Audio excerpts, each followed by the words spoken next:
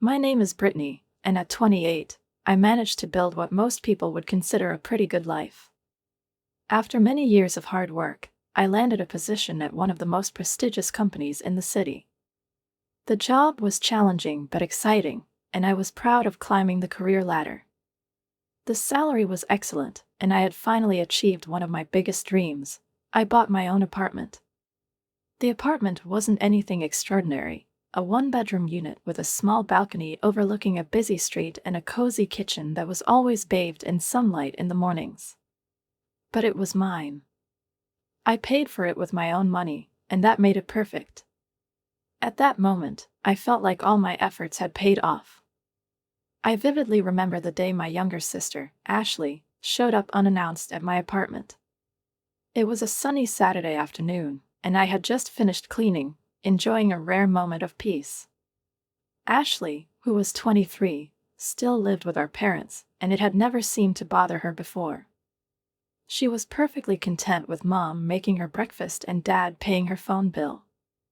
She always said she needed time to figure out her life, and no one rushed her. But something was different this time. When I opened the door, Ashley walked in immediately, as if afraid she might change her mind. Her eyes darted around my apartment with an intensity I'd never seen before. She slowly moved through the room, touching my things like she was seeing them for the first time, even though she had been here countless times. Her fingers trailed along shelves, surfaces, and framed photographs. "Your place is so nice, Britt," she said, running her hand over my kitchen table. "You're so lucky." I couldn't help but laugh. Lucky? Ashley, I worked my butt off for this place, you know that. There was a hint of reproach in my voice.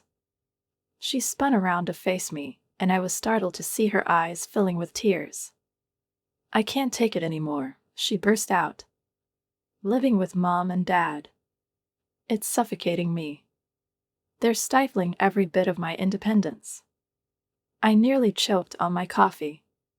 Hearing this from Ashley, who had always preferred the comfort of our parents' home to any attempts at independence, was, to say the least, unexpected. "Independence?" I repeated, trying to keep the sarcasm out of my voice. "You've always been perfectly happy letting Mom do your laundry and Dad pay your phone bill." Ashley sighed and pulled out her phone, scrolling frantically through it. "That's the problem," she said, staring at the screen. "It's classic codependency. I read about it in Dr. Martinez's book. If I don't cut the cord with Mom and Dad now, I'll be stuck there forever. Just withering away." I set down my coffee mug and studied her. "Ashley, what exactly are you asking me?" She swallowed, and I noticed her shoulders trembling slightly. She took a deep breath, as if she were about to dive into icy water. "I need your help, Britt. I want to move out. But I need money for the first 3 months of rent. I promise I'll get a job right away and won't bother you again. I want to be completely self-sufficient, just like you." Maybe it was the way she said, "just like you," that got to me. Maybe I was just tired of worrying that she'd never grow up. Whatever it was, I heard myself say, "Okay. I'll help you." Her squeal of delight probably echoed 3 floors down. She threw her arms around me, showering me with thanks. But deep down, I couldn't shake a strange feeling. Would she really be able to take this step? She hugged me so tightly that I nearly lost my balance. "Thank you, thank you, thank you. You're the best sister ever, Britt. You won't regret this, I promise." Before I could respond, she had already darted out of my apartment, practically glowing with excitement. I stood there, staring at the door, trying to process what had just happened. Helping Ashley felt like the right thing to do, but I couldn't shake the faint unease that this decision might lead to unexpected consequences. A week later, as I was chopping vegetables for dinner, Ashley burst into my apartment, waving her phone like it was a prize trophy. "Britt, I found the perfect places, you have to see this," she shouted without even saying hello. Before I could say a word, she grabbed my hand and dragged me into the living room. With the enthusiasm of a pioneer, she sat me down on the couch, turned on her phone, and started showing me photos from rental websites. Here. Look at this. She showed me an image of a luxurious apartment in Riverside Towers, one of the most expensive residential complexes in the city. Look at that view. And the rooftop pool. The gym. The concierge. It's a dream. Ashley, I began slowly, trying to choose my words carefully. This place costs $2,800 a month. Do you realize that's completely unaffordable? But parking is included, she exclaimed, as if that somehow changed everything. I just sighed, but she was already moving on to the next listing. Fine, this one's a bit cheaper, only $2,500. But look at those marble countertops. Isn't it perfect? I covered her phone screen with my hand. Stop. These places are not even up for discussion, Ashley. They're not an option. I stood up, walked over to my desk, and opened my laptop. I pulled up a listing I had found earlier that seemed perfect for her. Look. This is more realistic, I said, turning the screen toward her. A one-bedroom apartment, in a good neighborhood, furnished, with appliances included. And the rent is affordable. Ashley wrinkled her nose at the pictures. But it's so basic, she drawled with open disappointment. It's clean, safe, and perfect for your first place, I said firmly. In fact, it's even better than my first apartment. Plus, it's close to several companies where you can find a job. She leaned back on the couch with her arms crossed, pouting. Ashley, I said as gently as I could, this is exactly what you need right now. Once you have a stable job and your own income, you can move wherever you want.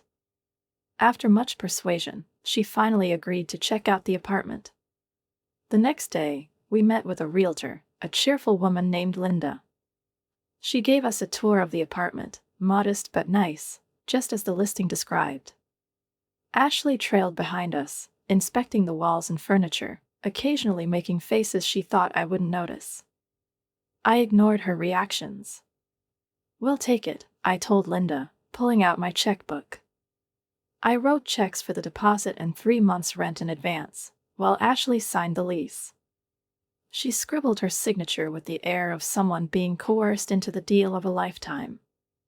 As for me, I felt a strange mix of pride and anxiety. We had taken a step forward, but what would happen next? Over the next few weeks, I called Ashley regularly to check on her job search. But her answers grew increasingly evasive. Have you found anything? I asked her for the last time, my patience wearing thin. Don't worry about it, she said dismissively, and before I could respond, she hung up. I stared at my phone in disbelief. One thought kept circling in my head. What if her idea of independence was nothing like mine? 3 months flew by faster than I expected. My workdays consumed me, especially after I was assigned a complex project that required my full focus. I almost lost track of time, assuming everything was going smoothly. Ashley was settling into her new apartment, and I could finally focus on my own life. But just as I started to relax, everything unraveled. My phone buzzed on my desk, displaying my sister's name. Deep down, I hoped she was calling with good news, maybe to tell me she had found a job. I couldn't have been more wrong. Hey, Britt, she said casually, as if calling to chat about the weather. Just wanted to remind you that rent is due on the 15th. You'll need to send the money for the next 3 months. I nearly dropped my coffee cup. Ashley, I began slowly, trying to keep my composure. We had an agreement. You were supposed to find a job in these 3 months. That was the whole point, becoming independent, remember? Oh, come on, she interrupted, not even letting me finish. These things take time. I'm working on it, but the right job hasn't come along yet. No, Ashley, I said, my patience snapping. You had 3 months. Independence means paying your own bills. She hung up so abruptly I almost felt the force of it through the phone. I leaned back in my chair, trying to catch my breath. My heart was racing, but at the same time, I felt a flicker of pride. I had finally stood my ground and set a boundary. That feeling didn't last long. Barely 15 minutes passed before my phone rang again. This time, it was Mom. Brittany Marie Thompson. Her voice boomed like a clap of thunder. How could you refuse to help your sister? She called me in tears. I closed my eyes, bracing myself for what was coming. Mom, I said, trying to stay calm, I already paid for 3 months of her rent. The whole point was for her to become independent. Independence, Mom. Do you understand? Stop it, she snapped. She's your sister. Family helps family. You have a good job, you can afford it. Mom, I began, my frustration rising. Do you want her to be homeless? She cut me off before I could say anything. Do you want your own sister out on the street? Guilt wrapped around me like a heavy blanket I couldn't shake off. I knew I was being manipulated, but that knowledge didn't change anything. Fine, I finally said, feeling my resolve crumble into pieces. I'll pay for another 3 months, but that's it. The last time. There's my girl. Mom's voice warmed instantly, as if nothing had happened. I knew you'd do the right thing. The call ended, leaving me alone in the empty room, feeling like a complete idiot. With a heavy heart, I transferred the money and sent Ashley a message letting her know I had paid the rent. Her reply came almost instantly, a single smiling face emoji with a halo over its head. That emoji felt like a slap in the face, bright and infuriating in its innocent simplicity. I realized I'd made yet another mistake. But what else could I do? She was my sister. And Mom was right about one thing, I really could afford it. A week later, I was lying in bed, scrolling through the news on my phone, when I decided to check Ashley's Instagram. I hadn't looked at her Instagram in a while, so I didn't expect much when I clicked on it. But what I saw made my blood pressure spike. My younger sister had turned her life in the apartment I was paying for, into a never-ending stream of glossy posts. In the photos, she looked like a lifestyle influencer, lounging on the couch with a book she probably wasn't reading, standing by the window bathed in perfect morning light with a cup of coffee, showcasing a perfectly set table that clearly featured food from a nearby cafe. The captions were even worse. Living my best life. Being true to yourself is the greatest gift. Trust the journey. It would have been funny if it didn't seem so serious. I scrolled through post after post, feeling the tension build. Not a single mention of job hunting. No hints at self-sufficiency. Just endless selfies, pseudo-philosophical quotes, and even a video where she talked about the importance of following your dreams. My jaw clenched tighter with every swipe. Finally, I couldn't hold it in anymore. Opening our chat, I quickly typed, "When are you actually going to start looking for a job?" Her response came immediately, as if she had been waiting for the question. A photo of an official-looking letter on company letterhead appeared in the chat. It was an invitation to an interview, complete with a date, time, and location. My heart, strangely, lifted. Maybe she was serious about her intentions after all. Maybe this wasn't as bad as I thought. Just then, my phone rang. It was Ashley. "Britt," she squealed into the phone without even a hello. "Did you see? I got an interview. It's for an internship. But, Britt, I need your help with something really important."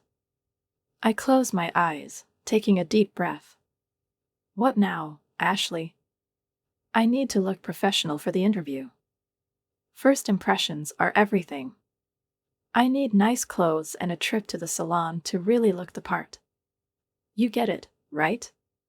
This is my chance." "Ashley," I started slowly, Are you seriously asking me for this right now? Brit, please. Her voice wavered, and I could feel her gearing up for one of her dramatic appeals. This is my big break. I promise, as soon as I get the job, I'll pay you back. It's just $800. That's nothing for you, Brit, you know it is. I rubbed my temples, trying to calm myself. $800?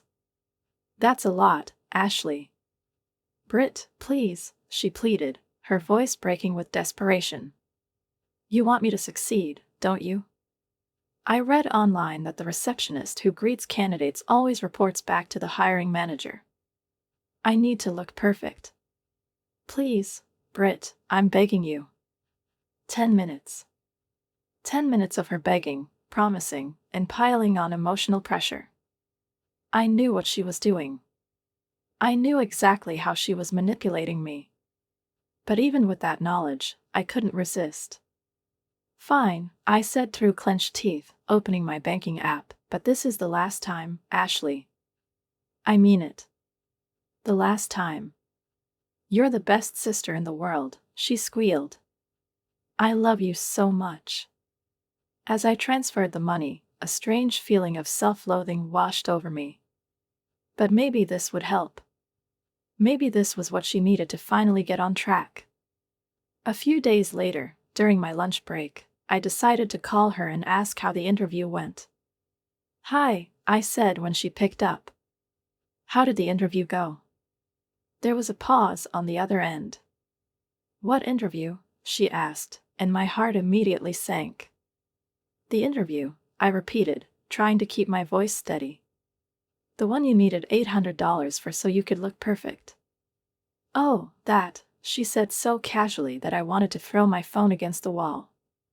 I went to check out the company, and honestly, Brit, it's just not for me. What do you mean, not for you? I asked, struggling to contain my anger. Well, the job is just so boring, she said with a light laugh. It's all data entry and filing paperwork. Totally monotonous. I'd die of boredom. The phone nearly slipped out of my hand as I listened to her words. Each one felt like a blow. First came the anger, then the hurt, then a mix of humiliation and confusion. I stood there, surrounded by dozens of people who paid no attention to me. No one noticed I had entered the space. But I saw them all. Their laughter, their knowing looks. And my sister, at the center of it all, seemingly relishing every moment of her theatrical display. My sister. My own sister. I wanted to scream, but my throat felt tight. I wanted to march into the middle of the room, but my feet felt glued to the floor. Inside, everything was boiling. Finally, I took a step forward, then another. Ashley saw me first. Her smile vanished so quickly it was as if someone had turned off a light. She went pale, as if she had just seen a ghost. Brit, she began, but her voice was swallowed by the sudden silence that filled the room. Heads began to turn in my direction. People were glancing over, whispering, and I felt the weight of all their attention pressing down on me. Turn off the music, I said, trying to keep my voice steady. No one moved. I said, turn off the music. This time, my command landed. One of the guys leaning against the wall reached over and turned off the speaker. The room was quiet enough that someone's nervous giggle echoed awkwardly. You're going to pay for all of this, I said, looking straight at Ashley. Her eyes widened, and she started shaking her head. Brit, it's just a joke, she said, trying to make her voice sound light-hearted.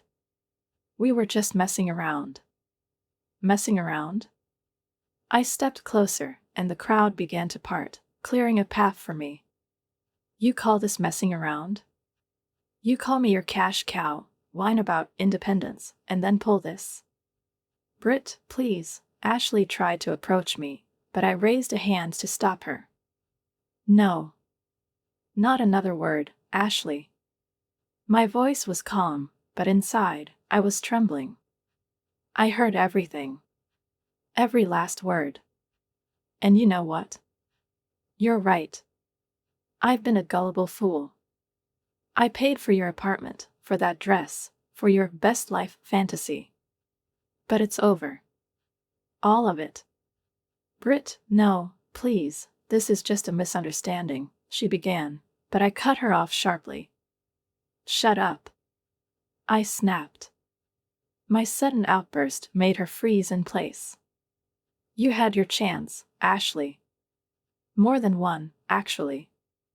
You said you wanted to be independent, to work. But in reality, you laugh at me, enjoy my money, and don't even try to make an effort. Is this your version of independence? I'll do better, I promise, she started again, but her words rang hollow. No, my voice was firm. You're not getting another penny from me. Not one. I looked around at the people surrounding her. They averted their eyes, unwilling to meet my gaze. Get out. All of you. Now. I directed my words at the crowd, and they immediately began to shuffle toward the door. No one argued. Within minutes, the apartment was empty. Only Ashley remained, standing in the middle of the room with her shoulders slumped. Brit, you're my sister, she said, her voice barely above a whisper. Yes, I am your sister. And that's why I helped you. But I'm not going to let you use me anymore. I turned toward the door, ready to leave. You're just going to leave me? She asked, her voice trembling, almost pleading. I turned back to look at her. No, Ashley. You left yourself, I said, and with that, I slammed the door behind me and walked away, feeling my anger give way to emptiness. Brittany, my mom's voice came through the phone, sharp and accusatory, making my stomach tighten. It was that tone, the one she always used when I was about to get a lecture on my responsibilities as the older sister. What is it, Mom? I asked, though I already knew the answer. The question was purely rhetorical. Ashley just called me, she began, not waiting for a response. She told me you refused to help her. Brittany, how could you? You know she's going through a hard time. I closed my eyes, clenching my teeth. A hard time? Ashley had turned her life into chaos, and now I was supposed to clean it up. Mom, I began carefully, trying to keep my tone calm. Ashley isn't going through a hard time. She's manipulating us. Do you even know what she's been doing in that apartment I paid for? She's been throwing parties and laughing at me for continuing to support her. Brittany, don't say that. Mom snapped. She's your sister. Family supports each other. We can't just turn our backs on her. She didn't leave me any choice, Mom, I said firmly. I'm not going to keep paying for her mistakes. Her independence is just a facade to keep using me. That's not true, Mom insisted. She just hasn't found herself yet. She doesn't have your experience, your confidence. You need to help her. You've always been the strong one, and she hasn't. Don't you understand that it's your responsibility? My responsibility? I felt my voice start to rise. My responsibility is to live my own life, Mom. I can't keep carrying her forever. You're always defending her, but when was the last time you asked yourself what she's doing to help herself? She's finding herself, Mom repeated, as if it were some kind of magic mantra. And while she's doing that, we need to be there for her. No, Mom, I said, my tone hardening. I've already been there. I've given her everything I could, and I'm done. If you want to keep supporting her, then do it yourself. But you're not getting anything more from me. Mom went quiet. I heard her let out a heavy sigh, one that was clearly meant to make me feel guilty. You'll change your mind, she said finally. I know you will. You always come back to us because you love your sister. And that's the way it should be. We'll see, I replied coldly and hung up the phone. After the call, I felt both drained and liberated. It was as though I had finally drawn a line in this endless battle. But deep down, I knew this wasn't the end. Ashley wasn't the type to give up. And I was right.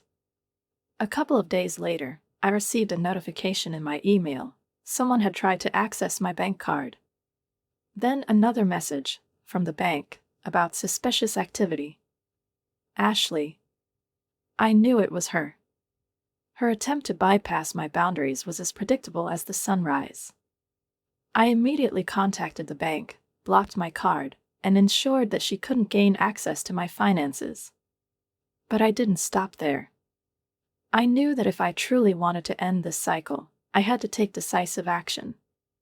I started gathering everything: messages, records of transfers, receipts for expenses. It hurt to see how much I had poured into Ashley, how blindly I had believed her words, how I had repeatedly fallen for the same trap. When I was done, I felt a little stronger. Now I had evidence. Now I had the truth. I looked at my phone again. Ashley was still calling, but I no longer felt anger or fear. Just calm. I knew this was the end. Her games wouldn't touch me anymore. The phone rang, and my cousin Jackie's name appeared on the screen. Her call was unexpected. We didn't talk often, though we always got along well. She was one of the few in the family who avoided meddling in other people's business, preferring to stay out of family drama. That's why her call gave me a strange feeling, a mix of unease and relief. "Hey, Jackie," I said, trying to sound upbeat, though I still felt the tension from the recent scene with my parents. "Hi, Brittany," she replied. "I just wanted to check in on you." After what I heard from Ashley, she hesitated, searching for the right words. My heart sank a little. Of course, Ashley had already spread her version of the story. "What did you hear?" I asked, keeping my voice as even as possible. "Well," Jackie began, "she said you kicked her out, refused to help, and now she's practically starving." It sounded strange to me, so I thought I'd call you. I sighed, feeling both weary and grateful that Jackie had decided to check the facts. "Starving?" I repeated, letting out a dry laugh. "Do you know what she's doing while she's supposedly starving?" "Throwing parties in her apartment, buying expensive clothes, and bragging to her friends about how easily she gets money out of me." There was a pause on the other end, and then Jackie quietly said, "That's awful." I didn't know it had gotten this bad. "No one did," I replied. "She's doing everything she can to paint herself as a victim. And I'm done playing along." To my surprise, Jackie laughed. It wasn't a mocking laugh, but more of a relieved one, as if my words confirmed something she had suspected all along. "You're right," she said. "Ashley has always known how to manipulate people, especially Mom and Dad. But you don't have to fall for it. If you kept helping her, she'd never grow up." "Thank you for understanding, Jackie," I said, feeling her words warm me a little. It's so hard being the only one in the family who sees her for who she really is. "You're not the only one," she reassured me. "You're just the first to say it out loud." We talked for a while longer, and for the first time in a long time, I felt a little less alone. After the call, I realized I'd made the right choice in setting boundaries. But the story with Ashley didn't end there. A week later, I got a message from a friend who worked at a local bar.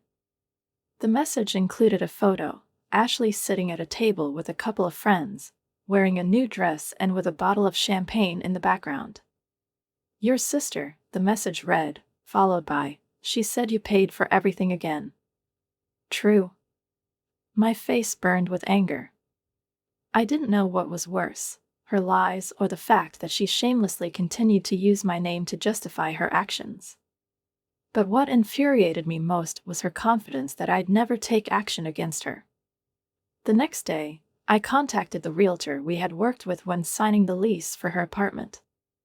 I knew the lease was in my name, but I was done paying for it.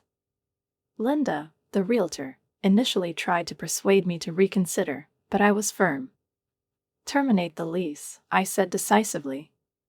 "If Ashley wants to stay, she'll have to pay for it herself." Linda agreed, though I could sense hesitation in her voice. Once everything was settled, I sent Ashley a message. "Lease terminated. Keys must be returned by the end of the month. If you want to stay, you'll have to pay for it yourself." Her reply came quickly, a barrage of angry messages filled with accusations and threats. I read them with cold detachment. Later that evening, Mom called again.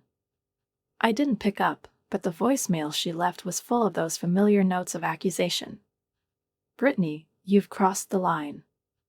This is not how we raised you. Ashley told us you kicked her out. What's happened to you? We don't even recognize our daughter anymore." I didn't call her back. Instead, I turned off my phone, poured myself a glass of wine, and sat on the couch, feeling the weight of it all, but also a strange sense of relief. Maybe now, with the door closed on Ashley, she would finally have a chance to find a different path. And maybe, just maybe, I could finally focus on my own life.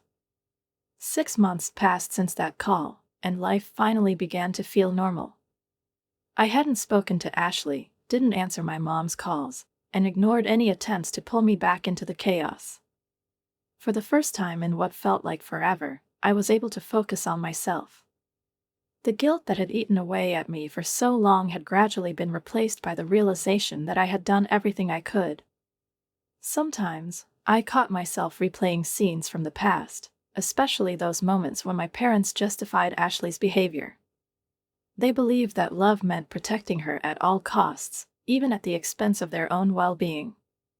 But for me, it no longer mattered. I wasn't their backup plan anymore. One evening, after an especially long day at work, I was sitting in my living room with a glass of wine, watching the light streaming through the window. The quiet of the apartment felt comforting, even healing. It reminded me that I was now living life on my own terms. No one was manipulating me, no one was making demands, and no one was taking more than they gave. But the silence was broken when my phone rang. Jackie's name lit up on the screen, and I smiled. Her calls were always welcome. She was the only one in the family who didn't try to drag me into new drama. "Hey, Jackie," I said as I answered. "How are you?" "Hi, Britt," she replied, her voice carrying a hint of tiredness. "I'm good. I just wanted to check in on you. It's been a while since we talked." "Thanks, I'm doing fine," I said with a small smile. "Work keeps me busy, but overall, things are stable." "Good to hear," she said, sounding relieved. Then she hesitated, as though unsure how to approach the real reason for her call. "Listen. I heard something, and I thought you should know." "What now?" I rolled my eyes, bracing myself for yet another update about Ashley's antics. "It's about your parents," she began cautiously. "They're still supporting her. She moved back in with them after the eviction, and they've given up what's left of their retirement savings to cover her debts." I didn't respond. Even though it didn't surprise me, the news still hit me like a punch to the gut. "Britt," Jackie continued, "I know they're making you out to be the bad sister. They're telling everyone you abandoned the family in their time of need. But I want you to know, there are people who don't believe that. A lot of us understand that you did what you had to do." "Thank you for telling me," I said quietly. "But honestly, I don't care anymore. They can think whatever they want. I'm done trying to justify myself to anyone." We talked a little longer, and after the call, I sat back in the quiet again. This time, it felt different. There was no anger or pain in the silence. Just exhaustion and a faint sadness at the realization that my family would never change. Occasionally, photos from family gatherings I was no longer invited to would pop up on my social media feed. Ashley was still posting her inspirational quotes about living her truth, and photos with captions like, "Believe in yourself, even when no one else does." She looked carefree, as if nothing had happened. But it didn't bother me anymore. I had learned to let go. One night, after a late dinner with friends, I stopped in front of a store window. My reflection stared back at me, and I noticed the faintest smile on my face. It wasn't the kind of smile I used to wear to hide stress or please someone else. It was the smile of someone who had finally found freedom. Sometimes, to find yourself, you have to cut ties with the past that's dragging you down. Sometimes, love isn't about unconditional support, it's about honesty, even when it hurts. And sometimes, to save yourself, you have to say no, even when every part of you is screaming yes. That was the lesson I had learned. And despite everything I'd lost, I knew this: I had made the right choice.